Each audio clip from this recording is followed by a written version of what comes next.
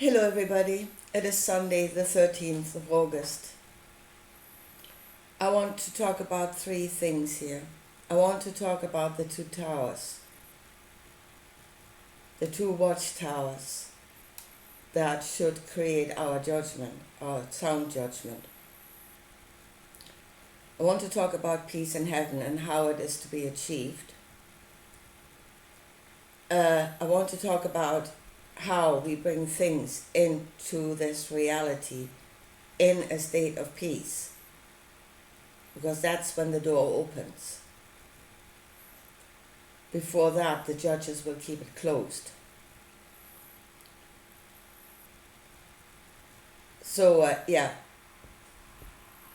the peace in heaven, and I really want to show you that this coming apocalypse, the tribulation that we are coming through now,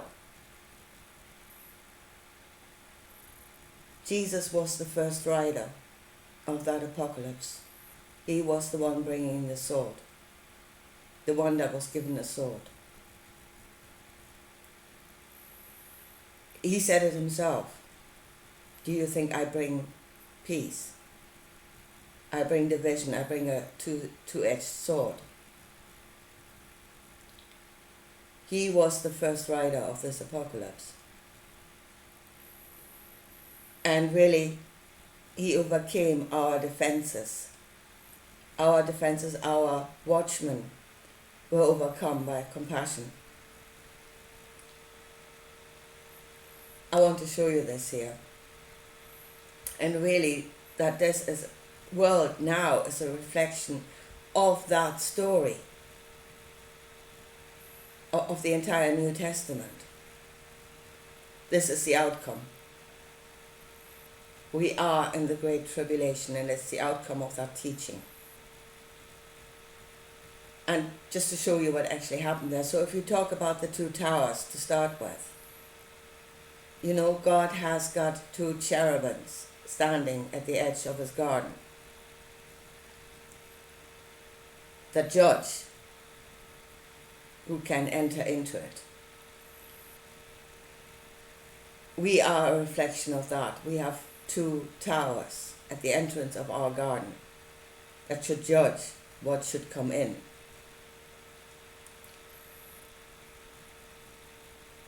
And the watchmen on the towers, one of them is Satan. Now in the book, in the New Testament, when compassion moved into the third eye, that is, it became to full awareness. We became fully aware, or Jesus became fully aware of compassion.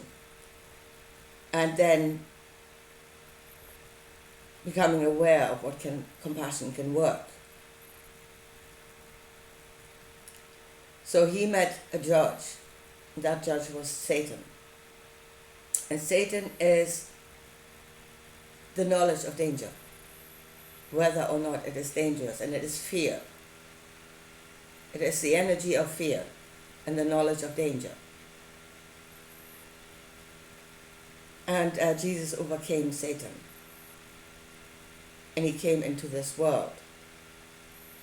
Now, as I said, there are two towers. One wasn't even there in that story. And that's another way of judging things, a different perspective. And that is right and wrong, whether it is just what is happening. Yeah? So, is it dangerous? Is it just? Now, in the book of the Revelation, there is war in heaven.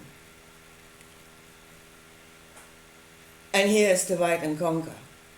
Here is absolutely divide. He came in to conquer. Yeah? He did not come in to serve. Trust me. He said, well, the knowledge was given to serve, but the intention of Jesus himself was to conquer and to open a door, to create peace, to open a door so that this kingdom could come in through us. Yeah? So how is he creating peace in heaven? And there will be peace in heaven, oh yeah. by setting the two watchmen against each other. Michael goes to war with Satan. So, who was actually overcome by compassion? I mean, they are black and white thinking. Satan and Michael, they're black and white thinking. Is it right or is it wrong? And then if you say the knowledge of compassion, that compassion brought, that everything is possible, then the restrictions set by Satan, the restrictions set by fear are obviously a lie. Must be. If one is truth, then the other must be a lie. So Michael sides with Lucifer, basically. It's Lucifer that brought that knowledge. Compassion is Lucifer.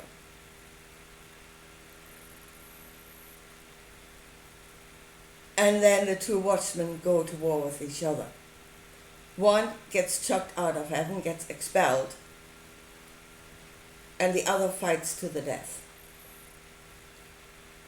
Basically, self-sacrifices. Michael self-sacrifices. The angels of Michael, the knowledge of justice, the knowledge of right and wrong, fights to the death. They do not love their life. Blood, guts, and chopped off angel wings everywhere. So one self-sacrifices, the other gets chucked out. And then there's only one left in heaven. And then there's absolute peace because you've done away with the judges. That's the way of achieving peace in heaven, when there's only one that is no longer moved by or interfered with by any other thought or perspective. And that is lunacy. That leads to the singularity, which is void of reason. Completely void of reason. And then through that door, the armies of heaven, that kingdom will come through. Because we are, first of all, in complete confusion during that war, which is where we are in now. And then we become that singularity that is compassion, and then the world, this other reality will move in.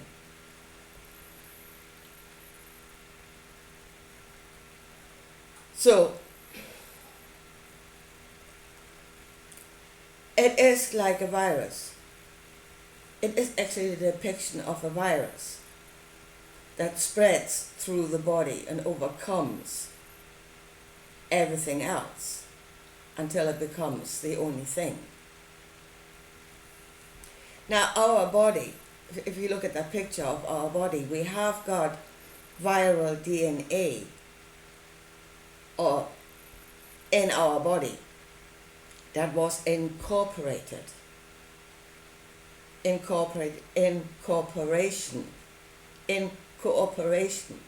with the rest of our DNA. Look at that picture. But again, Jesus, of that idea of compassion, had no intention of incorporating into our body. That was never the intention. The intention was that it would become all, that it would become a singularity. And it would then open the door, because there's no more judgment.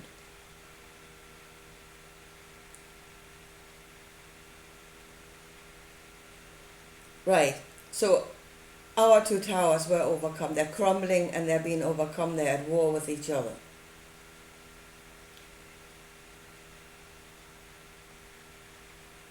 And we're being told, overcome fear.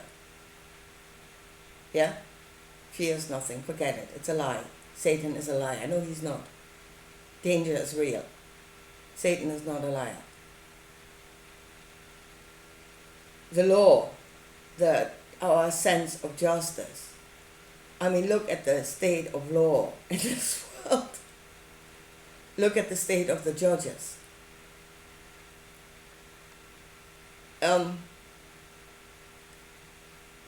it's pretty.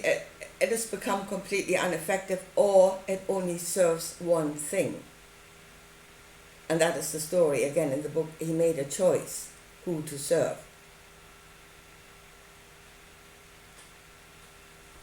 Michael, that is, sided with Lucifer. Just and unjust. There is this, it's black and white thinking. So we really need to add to ourselves. We need to add something that another tower, another aspect, another way of looking at things, another watchman. And that is actually the coming age, and it is the age of balance. We need to look at this through the eyes of, is it balanced with everything else? Yeah? Not war, not all or nothing, but incorporating this thought so that it is in balance with everything else. Lucifer is supposed to be a part of us, a part, not all. And it needs to be in cooperation with everything else. And then, when we achieve balance, peace, that is how peace in heaven should be achieved. When everything is in balance and everything is still. That is to say, the judges are no longer speaking. There is no more fear. There is no more anger, which is the energy of Michael.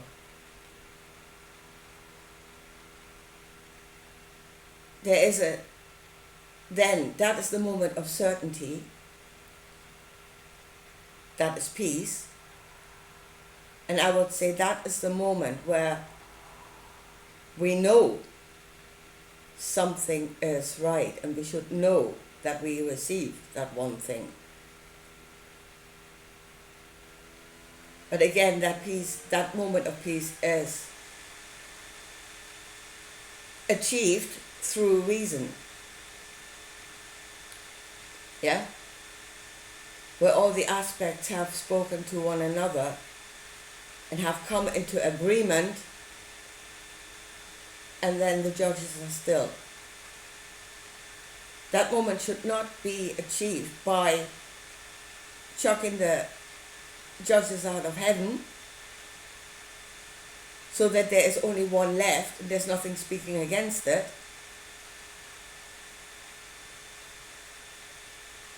That is the wrong way. So the idea of balance, is it in balance with everything else? And really, reason needs to be there. Reason needs to understand what it is we're actually looking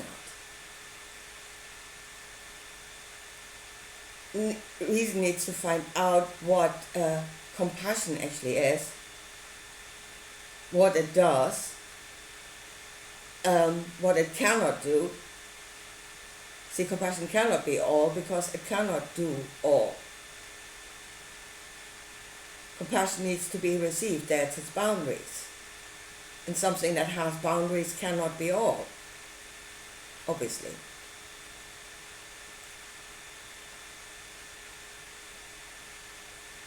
The idea of is it just? The idea is there danger to something that we're doing? Because danger is real.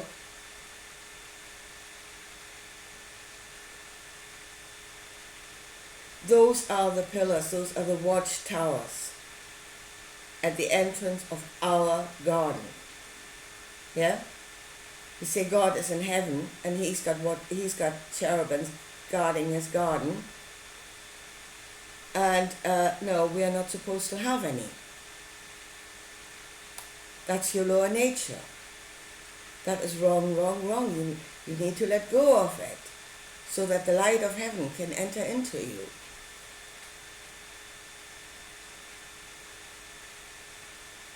It's coming to rule over you. There's at least one in heaven that has got the desire to rule over everything and have dominion over everything, and that thing is coming for you. And you're dismantling your watchtowers. You've let go of sound judgment. And folks, this is the outcome. Jesus, this teaching of compassion being all, overcoming Satan, Michael sacrificing in heaven, that teaching was the first rider. That is the seed that was planted, and that was the first rider of the apocalypse. The one that brings the sword to divide and conquer.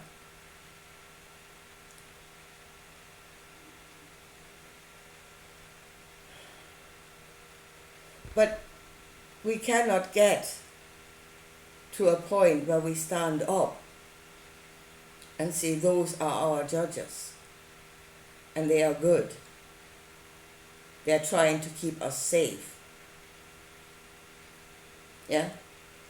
They're trying to prevent what is actually happening right now, that anything can come in, and it's, you can be anything, everything is possible. You can rule the world, whatever. All those ideas that are just spreading now. And there's nothing left to prevent it. The law is crumbling, and fear is well and truly overcome by some anyway. The way of the middle is the way between, where the towers are still standing, and it must pass through the towers. And I would say we need more towers than that. Apparently our defenses are not enough. We can be overcome.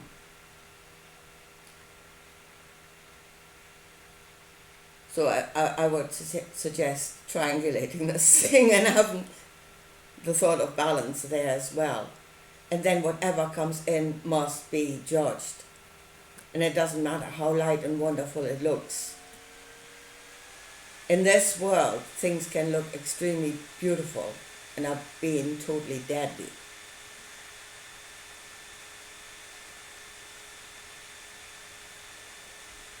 Unless you know the amount to which you can take it. See, there are plants that look beautiful that are absolutely deadly, but a very certain amount, small amount, can be medicine. And there again, that is the knowledge of not black and white, right and wrong, dangerous, not dangerous, but to what amount.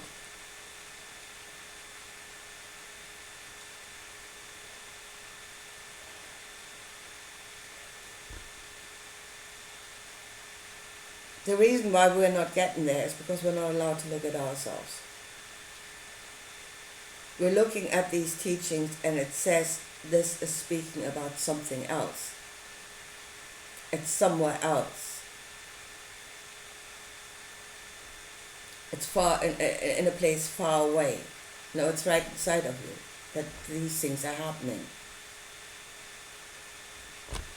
And we're being told not to go by our own judgment because we are nothing.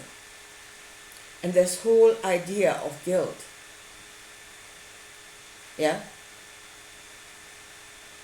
our lower nature of dismissing all of this, knowing that you are nothing and you need to be elevated by doing away with your lower nature, by doing away with your judges. Because you were guilty from the start by not letting God in anyway and letting him rule over you. So what? Why did we come to this world? Were we sent by this heaven so we correct ourselves to become the door to let it in? Our guilt was that we weren't the door to let it in, so we must become that. And if you say this world is the other intention, that all shall be saved, then if you are in this world, you correct yourself and you become that which will not let it in. Because you're seeing right, and again, there's Michael, you're seeing right and wrong. You're seeing justice. Is it just that you should be ruled over? That you should do without reason whatever you're being told because it serves the one?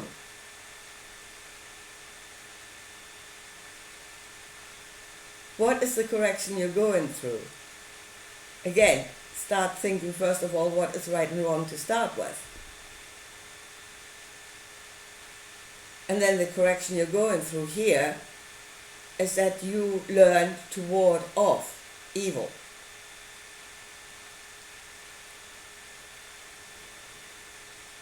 That you build defenses against it, and that is trusting in your own judgment. That is having Satan and Michael and whatever balance sitting on their watchtowers. And don't let it in. Don't let it in whatever you do. And then we are going to an age of enlightened reason. Then we are going to an age of enlightened reason. And we can maybe even find more aspects to ourselves. Judges. Towers that will guard our garden. Becoming multi-dimensional, more than the duality. I think we need to be more than the duality.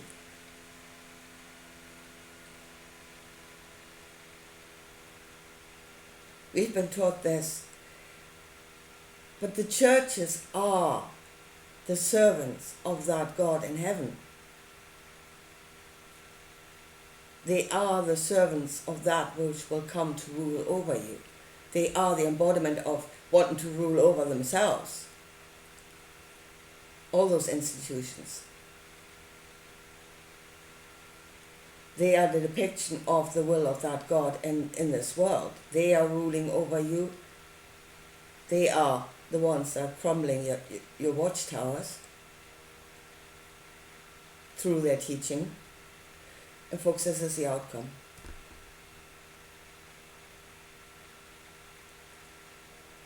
And if you say Jesus will come to save you, he was the one that created the mess in the first place.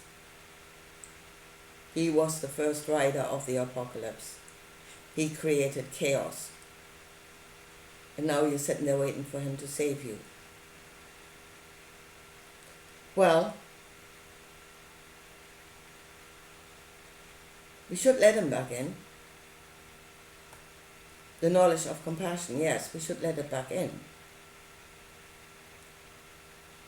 But through our judgment to the amount that it is good in this world, and to see its boundaries and where it cannot go. And then to see that if we become the fullness, that is to say, we are becoming overcome by compassion. And we stay in that state. We never get out of it again. It will destroy us. It then becomes self-destructive. And we are part of all. Every one of us is a part of all.